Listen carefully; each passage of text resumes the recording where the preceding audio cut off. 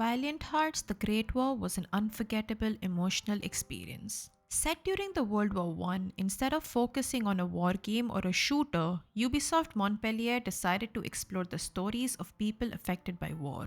Valiant Hearts Coming Home is the sequel, which was originally released exclusively on Netflix as part of the mobile gaming library, but as of March 2024, it's now finally available on PC and consoles. I'd also like to thank Ubisoft for providing me with access to this game through the Ubisoft Creator Program. Coming Home continues after the events of the first game. I highly recommend you play that first.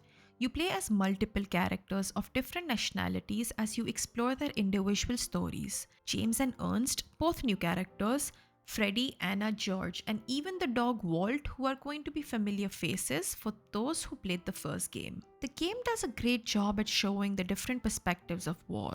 This can also be further enhanced by finding collectible items which actually give you real historical facts about the First World War so you can learn more. Personally, I did find the story a little weak and disappointing compared to the Great War. That was just emotional on another level. Gameplay is obviously not the focus for Valiant Hearts.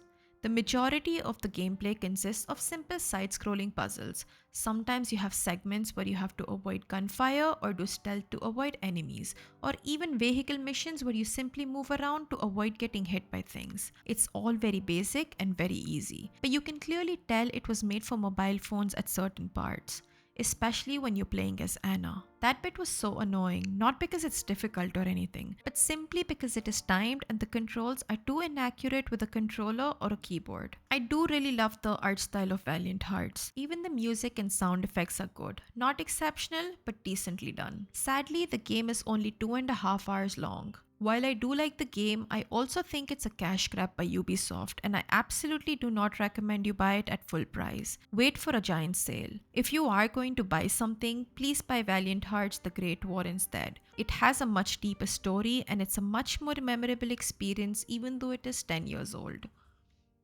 I really hope you enjoyed this video. Thank you so much for watching.